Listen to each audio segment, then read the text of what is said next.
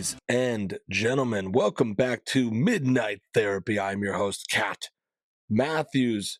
Thanksgiving is over, and it is now officially Christmas season. I am pumped. I know you're pumped. I am loving the festive season. I have a little gift here and a SpongeBob Christmas sponge that I purchased from the closing Big Lots when they closed. It was kind of like a scam, though, because they reopened somehow. But when they were closing, I bought about 30 to 40 SpongeBob Christmas sponges. So I'm starting with the decorating for Christmas with these two decorations. I hope you enjoy them. Thanksgiving was great. I hope you all had a great Thanksgiving. I hope you were grateful for a plethora of things that you have in your life. I hope you had a good meal.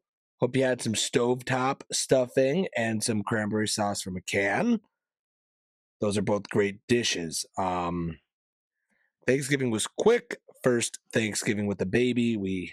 It's a big to-do going everywhere, but it was very fun. I had a lot of turkey, had a lot of good food. There was a liquefied peanut butter pie at one of the houses I was at, and it was, I guess, no good. Nobody wanted it, but I was using it like a dip.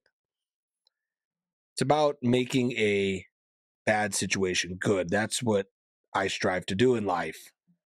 After Thanksgiving, we went to go see the Peckville Christmas House. If you don't know what that is, I'm going to give it a free plug right now. It is the best classic, nostalgic, old school Christmas display you will ever see. And it's right here in a small town called Peckville, Pennsylvania, near Jessup. It's a bordering town of historic Jessup, Pennsylvania. If you haven't seen it, go check it out. They have many blow molds. If you don't know what a blow mold is, look it up. But this is probably one of the, if not the greatest collection of blow molds you'll ever see. And it's free. You can give a donation if you want. And it's quite the thing to see. I will say it takes your breath away. I mean, their power bill, the electricity bill must be absurd because we plug in like 4 lights and we almost have a heart attack when we see it in the winter. Anywho, a couple more Christmas things I'd like to let you know about. As always, it is the season for these bad boys. The Little Debbie Christmas tree cakes, the classic. Look at these. These are getting so popular. They're making blow molds of them. See what I did there? And they're also making inflatable yard blow-ups and other merch people wear around. Because like I said, if you go back to like my second episode of the show, the Rat Casino, our generation has nothing to look back on with fondness and say, wow, I fondly look back at my upbringing, like buying a house for $70,000 or getting a car for $2,500 or having one sole provider, like the father going to work and providing for his children, having 3 kids and a wife and a house. That's we don't have that, but we have like brand recognition. We have like Chuck E. Cheese and Kids Cuisine, and the Happy Meal toys were better, and we have that stuff. And we also have, like I said, capitalistic consumerism stuff like this. Like, remember the Little Debbie tree cakes? They were good. I'm going to wear a shirt that has a Little Debbie tree cake on it. Anyways, these are good. They're poison, I will say. Don't read the back, all the ingredients in these bad boys.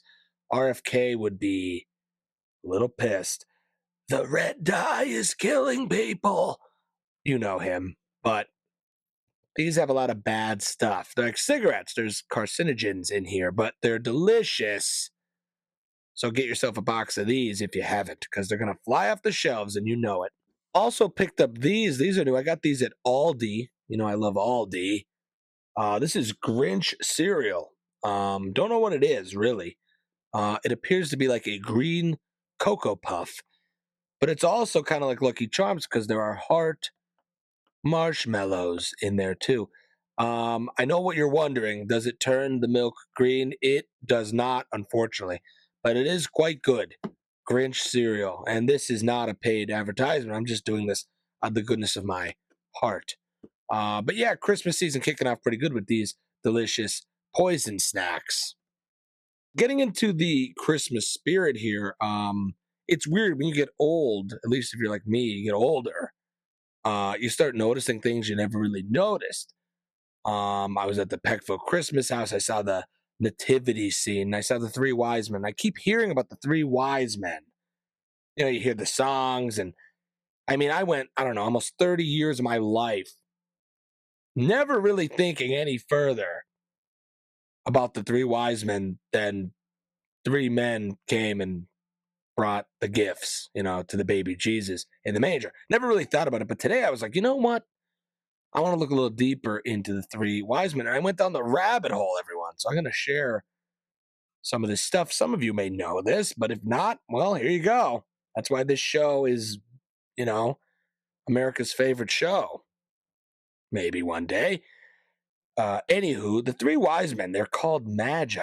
They were Magi back then. This was like a term for like very well read, well versed people, usually men in philosophy. They were scholars.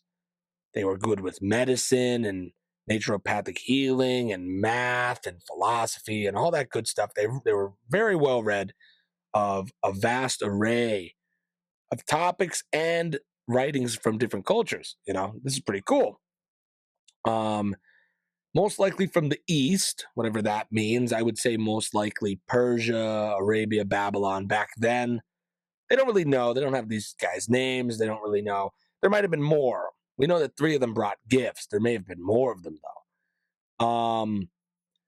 But they saw this astronomical event. It was like a celestial event, or a star maybe, or a planet. Who knows what it was? But they saw this event, and the way they all interpreted this event was that there is going to be a great king born. This signifies a great king. Now, again, these people were not just lunatic tinfoil hat people like you see today on the internet saying whatever they wish. These guys had, I'd like to believe, some reasoning to why they believed this. Now, these guys, like I said, very high up in society, they were usually advisors to kings. They would be like there for the king to consult with on the regular. And they were kind of above kings. They were king makers, which is, it's respectable. You have to understand these guys were, they had a lot of influence. Anyways, they decide that they need to go to Bethlehem and find out where this king is that they all believe to be, a signal or the reason behind this astronomical event that they all witnessed. Now, this was like a slight misconception. They always show the three wise men like in the manger. That wasn't really true. It's part of the event as a whole, but they probably found Jesus when he was like 6 months to 2 years old. We know that because of certain historical events that happened, that's documented in history. And I'm going to get into that right now. But he wasn't a baby. So the three wise men never came to baby Jesus in the manger, but they found Jesus when he was like 6 months to 2 years old. Let that be known. And also take into consideration, this was like a 600 to 900 mile journey, and they didn't really have Uber back then. So this was walking or by camel, and pretty treacherous as well. So keep that in mind. A lot of people, they don't do anything. They could need something desperately, and they're too lazy to go to Walmart today, and they have a car with heated seats and a radio. Do you think these people just said, I'm going to walk 900 miles in the desert with a camel for no reason? Think about that. You got to think why people did things. They don't just do things for no reason, especially our smarter ancestors. Anyways, these magi were consulting with this king, Herod the Great. Look this up. You might remember that name. They were talking about this star and what it symbolizes, and they all had this. They were certain that this meant a great king was to be born in Bethlehem.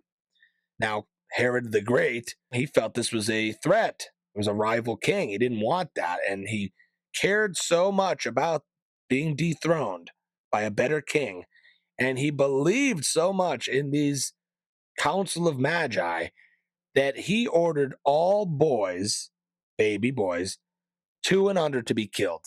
Herod the Great ordered his army to kill any baby boy 2 years old and under because of a Magi prophecy. Luckily, Jesus survived and they fled, and he was not killed under that order. Now, Herod the Great ruled an area called Judea. This was under Rome from like 40 BC to 4 BC. His son, Herod, I believe it's Antipas or, something like that. Herod's son, there was a couple of them, but Herod Antipas was a bad ruler, but he ruled 4 BC to 6 AD. You might know this guy. He's the one that killed John the Baptist. He beheaded John the Baptist for Herodias, I believe her name was. That was his brother's wife that he married, and she hated John the Baptist because he shamed her, and she goes, I want you to bring me the head of John the Baptist, and he did. He's also the king that Pontius Pilate sent Jesus to because he said, I'm not killing this innocent man. Now you're under Herod's jurisdiction in Galilee because Herod was the ruler of Galilee. Sent him there. Herod said, nah, show me some miracles. Jesus didn't do it. He goes, he didn't do anything. This guy's innocent. Get him out of here.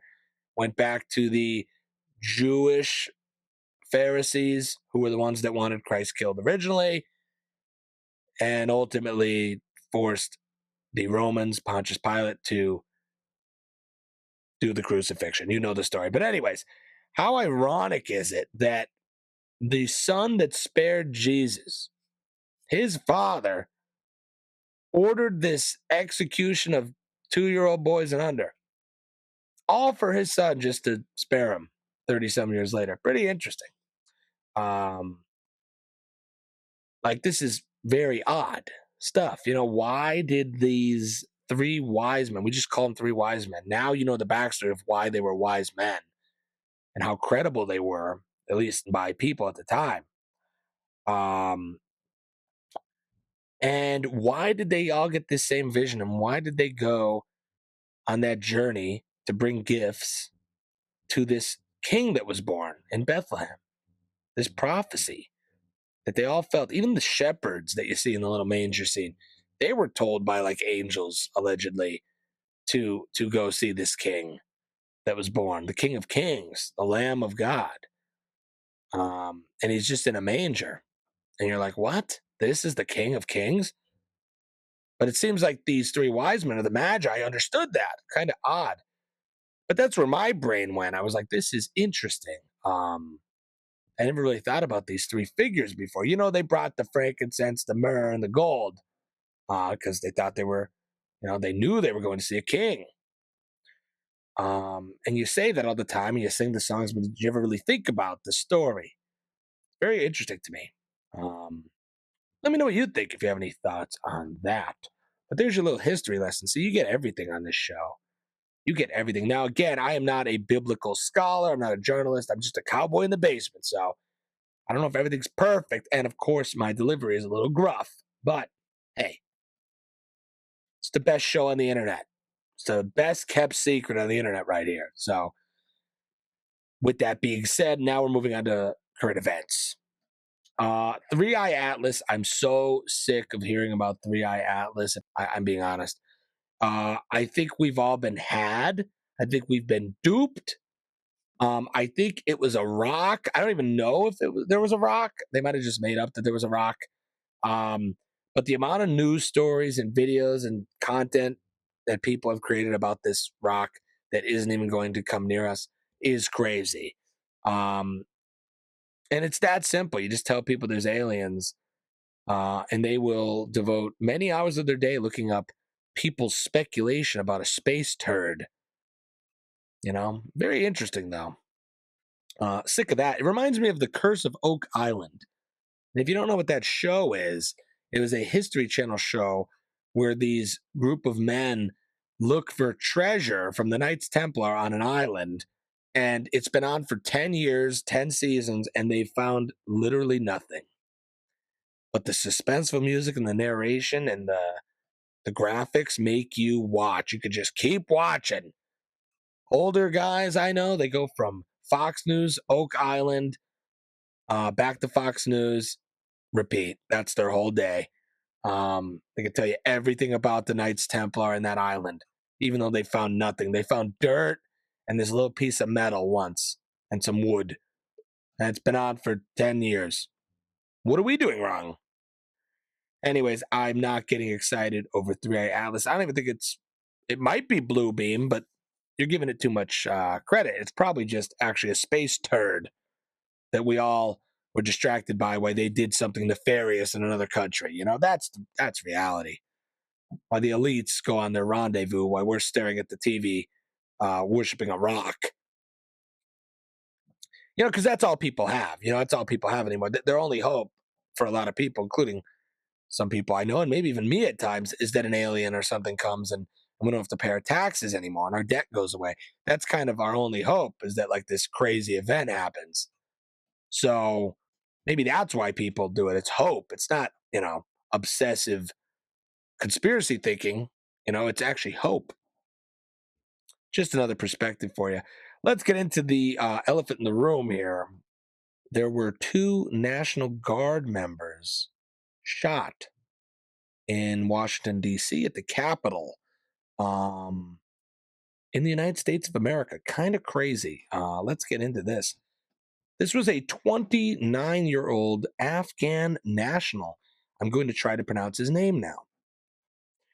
Ramanullah Lakanwal. I hope I did that okay. It doesn't really matter now. That guy shot 20-year-old Sarah Beckstrom. She was an Army specialist. And 24-year-old Andrew Wolf, who was a staff sergeant.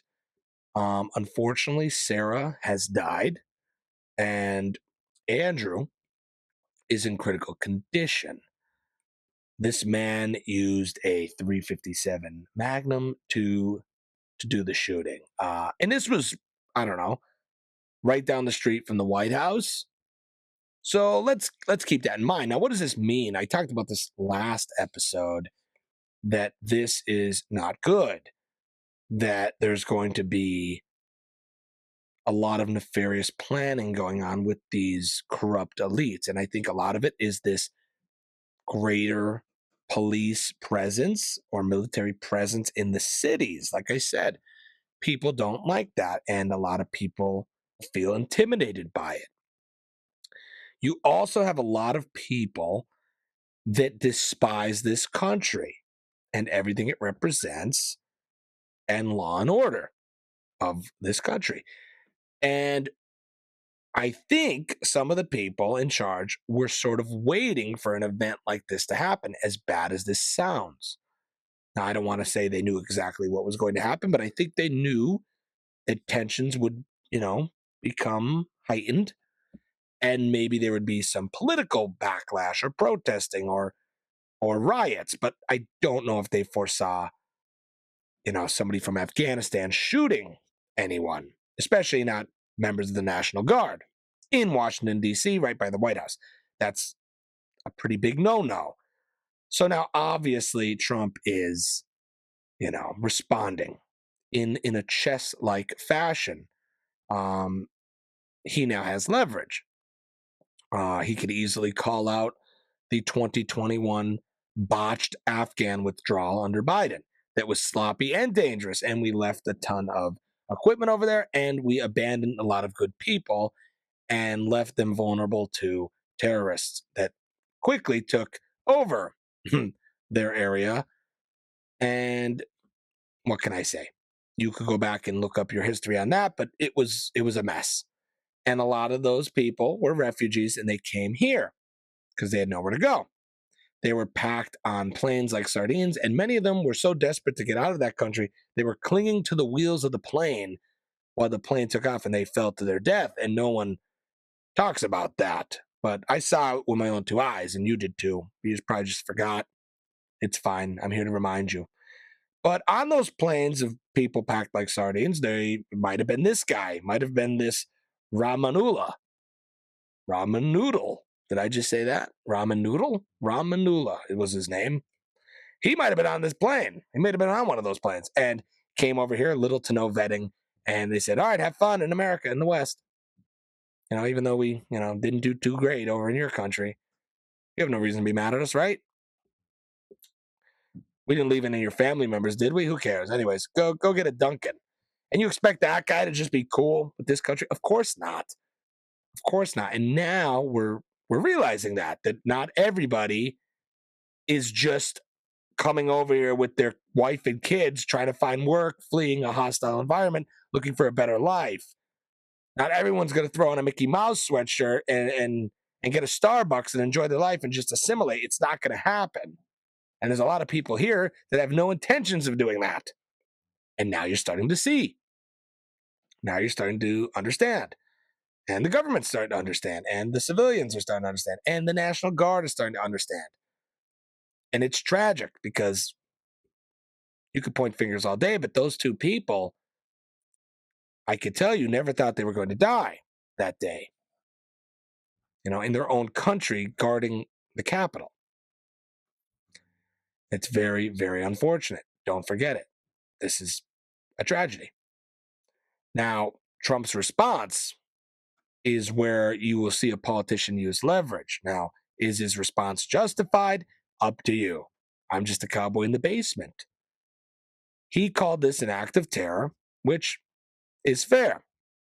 He ordered more National Guard troops to D.C., which I could have told you a million miles away. I saw that coming. I think that's ultimately what he wanted. And you're going to see that in other cities too. Prediction. Um, Immigration crackdown he started, no green cards for certain people, stripping benefits of people from countries of concern, which he then labeled third world countries. He also did a permanent pause of migration from third world countries. I mean, some people are going to be mad at this, but I don't know what he's supposed to do. And honestly, he and a lot of people will find it this way is justified in that because of this attack. And a lot of people are going to say, yeah, well, this makes sense. Because he has this precedent case, he could say, well, I did it because of this. And no one's going to push back at him too hard because two people did, well, the one guy's still alive. Let's be optimistic, but one person died and two National Guards got shot at the Capitol, by an Afghan national. This is just a fact. So, of course, he's going to feel justified in his decisions here, you know? And with this going on, tensions grow across the whole country and even the world, let me add. So I don't know if this is right out of the chess playbook, but it appears that this is kind of part of the plan that I talked about a while back. It feels like we are on the brink of a revolt. And by we, I mean the world. So let's just look at the U.S. You have ICE raids being the topic of many protests around the country this past weekend and past week. St. Paul, Minnesota, Lower Manhattan, Broadview, Illinois, Portland, Oregon, all had these giant protests with counter protesters and riots and chaos. You should see these videos. I don't know if it's only me. I don't know if it's my algorithm, but all I see is complete chaos on the streets.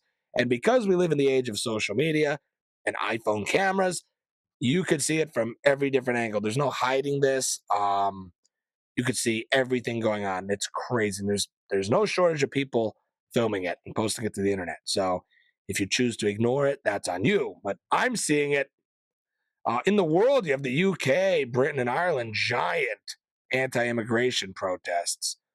You also have Piers Morgan and Tucker talking about immigration in the UK, which is a hot topic interview people are talking about.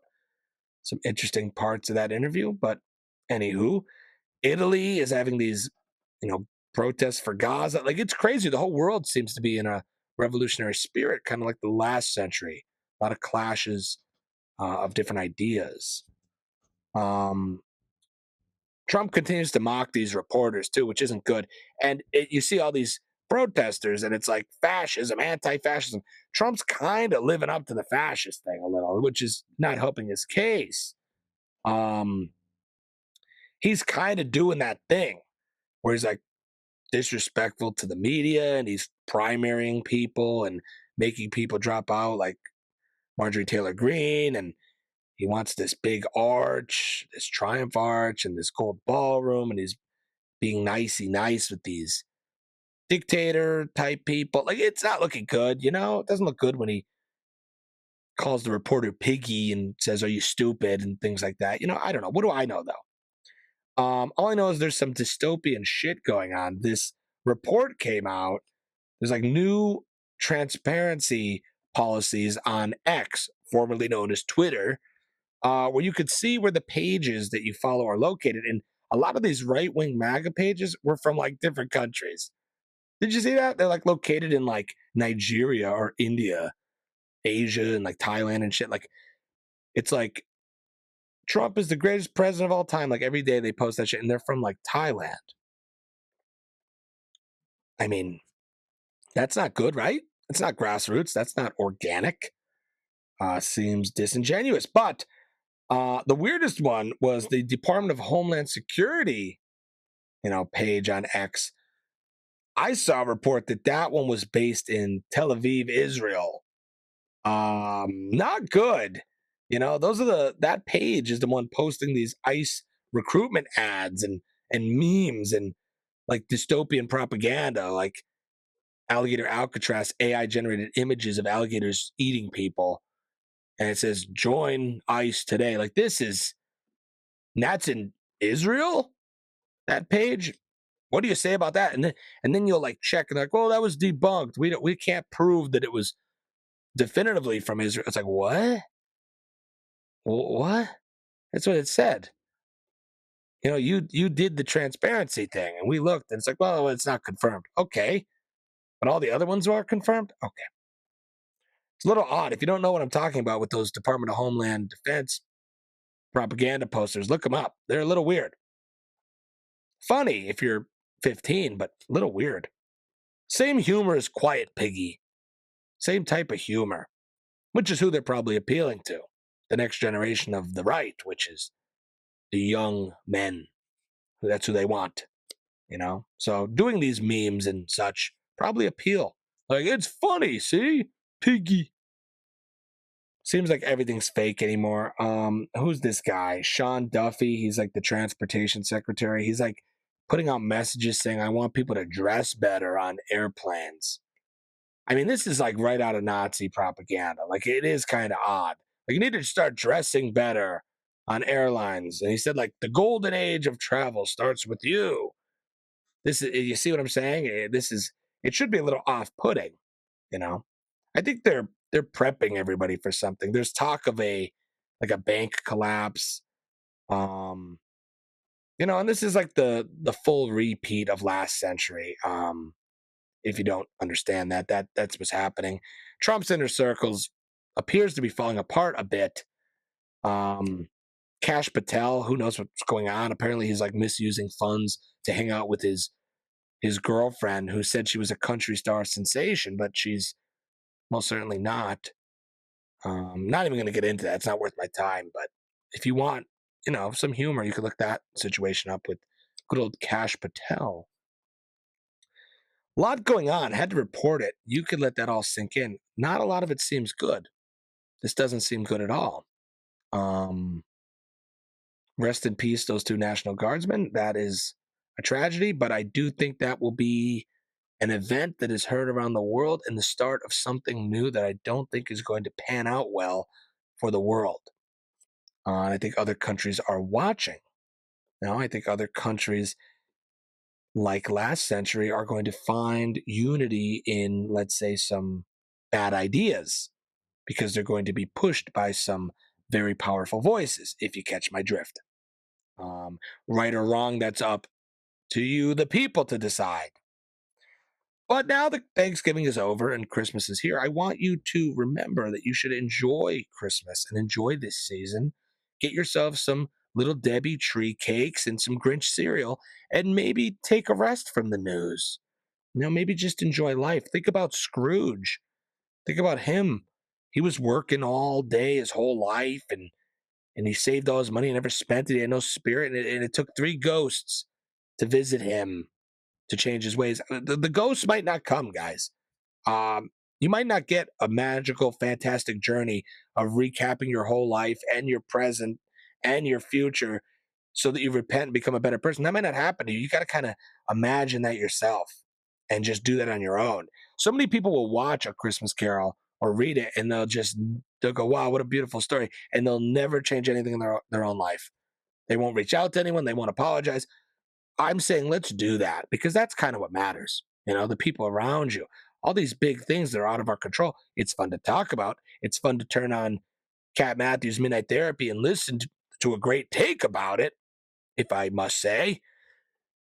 But don't go crazy. This should be the extent of how deep you take these issues. Like the wind, they come through and you look at them a little and then they pass. Don't dwell on them. You don't want to become radicalized in any belief. In fact, this Christmas season, the only thing you should be caring about is keeping that fun filled, joyous, giving, virtuous spirit alive as long as you could. Because it's only a month and it's going to fly by. You know that. So if you could be a good person for at least a month, try to do that. It starts with you. And the world is scary and it is negative and kind of sad and frustrating. But that's the world. And you have your own little world. You have your own little piece of it. And yours could be kind of cool, even though the grand big picture may not be so cool. That's my take. Hope you like it. One of the show's sponsors, Picardo Jewelers, we did some window painting there this past weekend. Pretty cool, pretty great. I'm all window painting out. I got a couple more left, maybe, but I'm getting tired of it. And I want to retire most of the month of December and just enjoy Christmas and my Grinch cereal. So I don't know how many more of them I have left in me. This show is brought to you in part by, of course, Picardo Jewelers, that we just mentioned, Tusk Scranton, and Jack's Pub and Eatery, and Three Saints Barber Shop, located in historic downtown Jessup, Pennsylvania. Mike the Barber. Might have to have him on one more time. Super fan of the show. We're almost at 100 subscribers. Let's get there. Tell your grandma, tell your friends, tell the mailman, tell anyone. It's a high quality content show. I'm telling you, you get a lot here. You get jokes, you get news, you get history, and I'm the midnight therapist. I'm not licensed, but I can help you through stuff. We're philosophizing on here, and it's a fun time. As always, stay curious, my friends. Good night.